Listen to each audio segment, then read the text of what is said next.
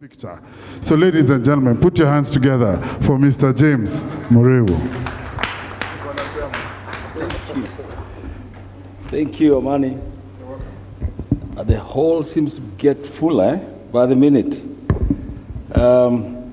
Thank you, Joram, for these 2 days of engagement. I've just come from another engagement with the Sierra Leone leadership, the president and the minister, the chief ministers, and there's a lot. In fact, what I've done, like a good uncle, I've brought in some brochures that I'll leave with Joram and the team, because there are many opportunities that are bound in Sierra Leone. It's a big country, and there's a lot that are brought across, and I'll be sharing. I think Joram already has one, and maybe I'll look for the ones that have participated. How many did we have? Huh? How many? Yeah, those who have been good to me. First of all, those who have said that government is bad will not get. Let's start from there. I'm saying this because government has been present here. The last panel here is saying government does not listen. Government listens. That's why I've been here from yesterday morning. And I continue to be here. I've only gone out fishing. I brought in some goodies. And yes, the government is listening. The government has its own special way of doing things. And you must recognize that it is such a big web. I wish you were one day in government, then you'd appreciate that even the little they're able to do. Can you imagine the outgoing government of Uhuru Kenyatta is still being bashed? They've given you an expressway that brings you 13 minutes from Lolongo to Museum Hill and maybe 15 minutes up to Wayaki Way. And people are still saying this is very bad, very bad. And the Kenyans get on the expressway, and when they are exiting, they say, we don't have money. Hello. Kenyans, very difficult. But yeah, I think this is a very appropriate time to have an event like this. You know, the last 2-3 years were very difficult for Kenyans. And when we are rising up again, I think it's important that we re-establish networks so that we are able to continue. Kenyans are resilient, and I can see this from the people that are present in this room, which tells me that there is hope. And where is that hope coming from? From the SMEs. So I want you to turn to your neighbor and say, you're an important person in this country. Turn to your neighbor. Yes, you are an important person in this country, and the government values you. Because the government does. I mean, a sector that contributes 25% to the national GDP is not a sector that's not valuable and important to the government. And so I want to really assure you that the government is listening. The government sometimes appears not to be listening, but they are sometimes overwhelmed by the number of issues that they have to deal with. You know, when you have 2 kids in the family, it's difficult. When you have 6, it's even more difficult. When you have 12, it's impossible. Yeah?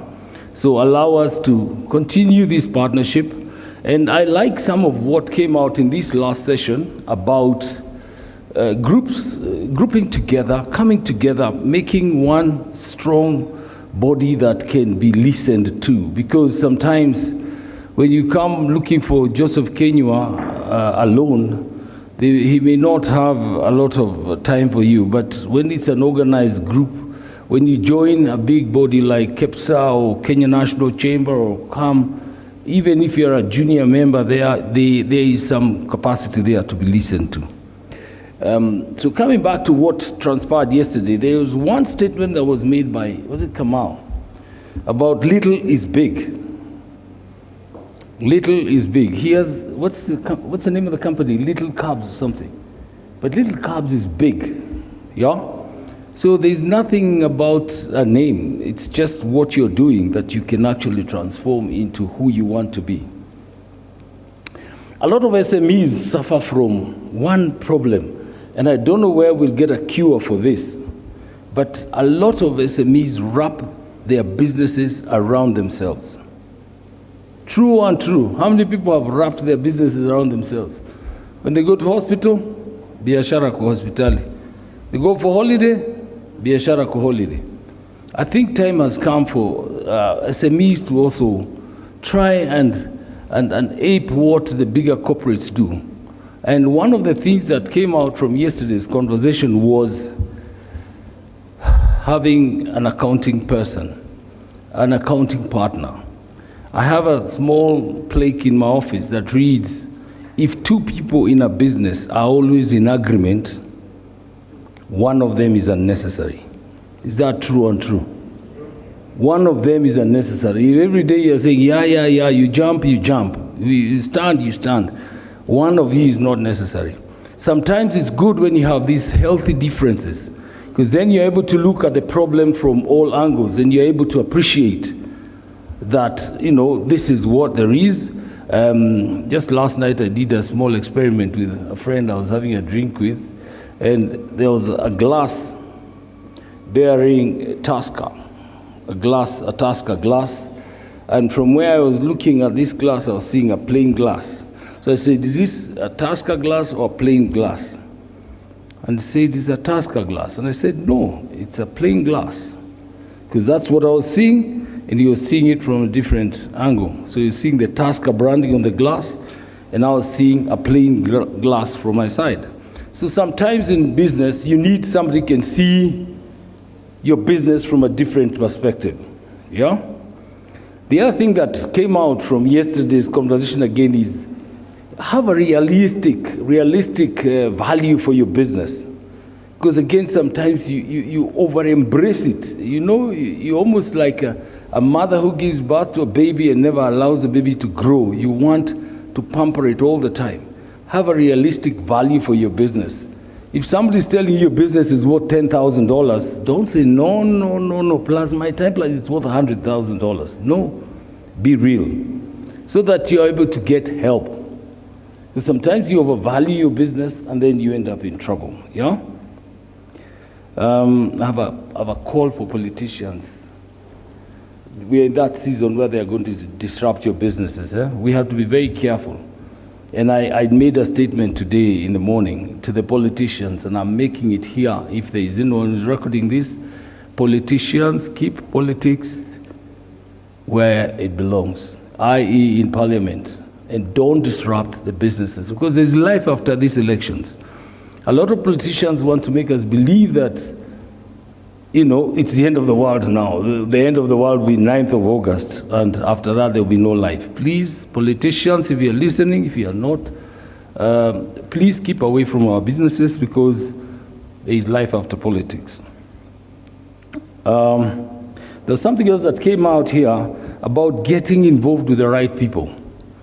Sometimes you get into a marriage that is toxic from the word go, and we know that. And in business, that happens as well.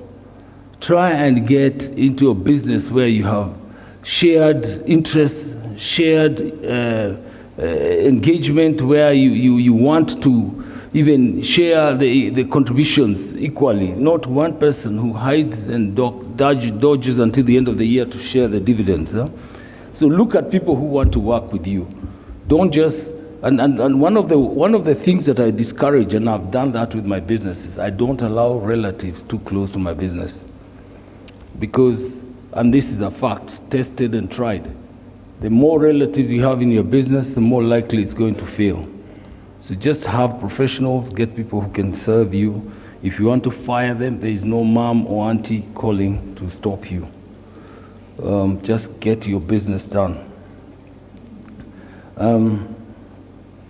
There is somebody who talked about having good people at the wrong time. Yeah? And that was a powerful statement. Sometimes you have good people at the wrong time, or bad people at the wrong time. Whichever way, you get a bad result. But I think it's good to get your timing right. When you're seeking any input from anybody, just make sure they mean well for you. Just make sure they're the right people that you want to have. One of the biggest takeaway I got yesterday was that success What did they say? Remember, success is always on the far side of failure. Uko mwisho. Failure happens here, but success is on the other side. So failure is not bad enough. You're heading in the successful way. And I also picked out something that I said myself, that no means prepare yourself for next opportunity. It's not just, you're not being told, if I lock this door, you're being told, try the next door, yeah? All right? Let me see. Yeah, solving problems and bringing about. Now, the reason why I was here yesterday morning was I wanted to learn something. I'm always learning. And learning is a continuous process. This morning I went to another place to learn. Sometimes SMEs have this tendency of just, inbreeding your own ideas. You sit with your staff morning till evening and you don't sort of get any injection of new ideas from outside. I think it's good to always step out of your comfort zone and hear new ideas and see how you can be able to infuse better ways of working in your business. And finally, as I finish, I've taken it upon myself, and I shared this with Joram, to organize 2 important meetings out of this 2 days meeting. One is with all the supporters, regulators, donor community, to hear what they have in a goodie kit, where they can tell us what it is that they can do with the SME players. And the second meeting is to get the leadership of all these SMEs who will be sitting here as a panelist. All of them, whether there are 100 of them, they will come here, they will tell us what is it that ails the sector? What is it that we want to do? You want the government or the donor partners or the development partners to do for you. Because often we offer solutions that are not called for. Sometimes donors and government renders itself to a situation that is not what you're looking for. And I gave Joram an example. If today I look at him and I say, I think Joram needs a nice hat. And I come with a nice hat and put it on his head. He looks at me and says, James, who told you? I need a meal first before you put a hat on it. You might be giving somebody a meal, some clothes, and what he needs is a meal to save his life.